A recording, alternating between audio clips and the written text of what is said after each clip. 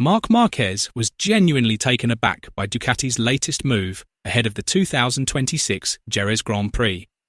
This wasn't just a routine technical update, but a comprehensive package of changes combined with a bold new strategy that could dramatically reshape the competitive landscape. Under heavy pressure following inconsistent results, Ducati appears to have abandoned its conservative approach in favour of an aggressive direction that could mark a turning point in their season. If even a rider of Marquez's calibre reacts this way, just how significant is the real impact of these changes and what exactly is Ducati preparing? Let's discuss. A sense of crisis is beginning to feel very real inside the Ducati Lenovo team garage.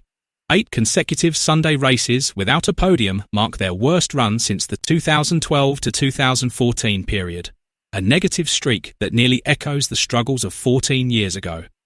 After the opening 3 rounds of the 2026 season, Marc Márquez sits only 5th in the standings, trailing the leader by 36 points, while Ducati has gone winless in the last 5 races. All that pressure now converges on one crucial moment: the Jerez Grand Prix. This iconic Spanish circuit is far more than just another race.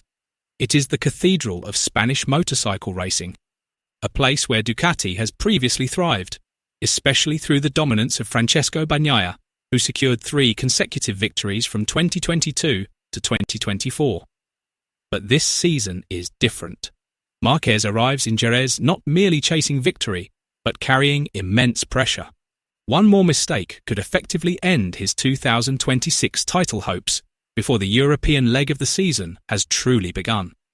The Borgo Panigale manufacturer fully recognises the urgency of the situation. They are bringing not only technical updates, but also a broader strategic overhaul, described by many in the paddock as a survival strategy. The main focus lies on a new aerodynamic package previously tested in Austin. This innovation includes a seat wing and a Formula One-inspired rear wing design. In the sprint race, the results look promising, with Bagnaia leading steadily for 9 laps thanks to improved stability. However, in the main race, issues emerged. Rear tyre degradation caused a dramatic drop in performance, resulting in a P10 finish. At Jerez, Ducati introduces an evolution of that package. Adjustments have been made to weight distribution and aerodynamic balance, with the primary goal of reducing stress on the rear tyre, especially through long corners, a defining characteristic of the Andalusian circuit. The challenge is that Jerez is traditionally strong territory for Aprilia racing. The RSGP is known for its effectiveness in long, flowing corners. This means Ducati must not only improve internally, but also close a performance gap that is particularly evident on this track. Amid increasingly complex technical challenges, Marquez's physical condition has become a major point of focus. Following his crash in Indonesia during the 2025 season, his right shoulder is reportedly not fully recovered, affecting both comfort and confidence when riding at the limit. To regain the feeling that has always been one of his greatest strengths, he has even opted to train on a road bike, the Ducati Panigale 54S in Aragon, rather than using his usual MotoGP prototype. This decision paints a clear picture. Marquez is currently in a phase of adaptation, not domination. He appears more focused on rebuilding the connection between his body and the bike, rather than forcing peak performance as he often did in the past. It's a level of caution rarely seen in a career defined by aggression. Renowned MotoGP analyst Matt Oxley even noted that he has never seen Marquez this cautious throughout his career. That statement hints at underlying internal doubts, particularly regarding whether his physical condition is fully ready to handle the intensity of premier-class racing. And in MotoGP, a less aggressive Marquez is an anomaly, one that not only reshapes his riding style, but could also influence the entire competitive landscape. While the factory team struggles, it's the satellite rider who's shining. Fabio Di Giannantonio of the VR46 team has delivered an impressive run with back-to-back pole positions and a total of 50 points, making him the top Ducati rider in the standings right now. Ironically, Ducati's best shot at victory in Jerez may come from Di Giannantonio, not from Marquez or Bagnaia. For a factory team that has invested everything in its world champions, this situation is clearly embarrassing. The 2026 MotoGP season feels upside down. The satellite team is performing more effectively than the main squad with far greater resources. Facing this situation, Marquez's strategy for Jerez must change completely. It's no longer about winning at all costs, but about securing the best possible result without taking major risks. This approach demands something rarely seen from Marquez: patience. He must be able to accept a third-place finish when his instincts push him to win. He has to avoid the kind of costly mistakes that hurt him last season. In a situation where Ducati is not the best bike, consistency becomes the key. Meanwhile, Jerez also serves as a final test for Bagnaia. This track is his home turf, a place where he once dominated. However, the 2026 version of Bagnaia looks different.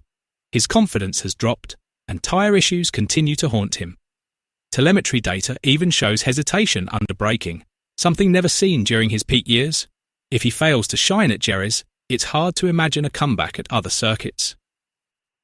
The direction of the Ducati Lenovo team's season is now entering a crucial phase, with one big question still hanging. Can they secure a victory at the Jerez Grand Prix? On paper, the opportunity looks more open compared to previous rounds, especially given the track characteristics that are relatively more suited to their bike.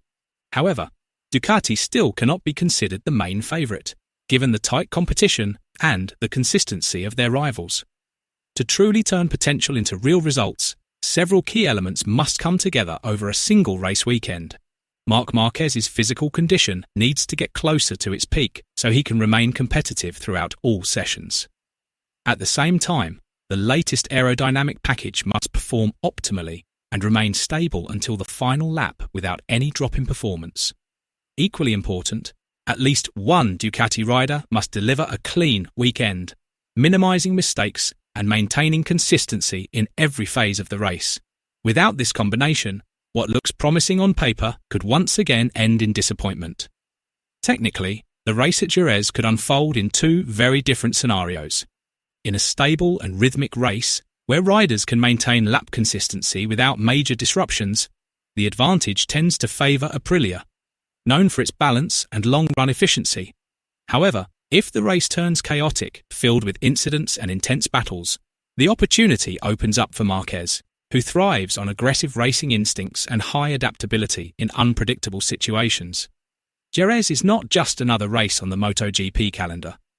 This circuit often becomes a turning point that shapes the direction of a season, a place where hopes can either be revived or completely shattered. For Ducati, this moment feels even more critical. If they fail once again to show competitive performance, the mounting pressure could turn into a full-blown crisis, potentially leading to a lost season before it even reaches its peak. Now, all eyes are on Spain. Fans, rivals and analysts are watching with one big question.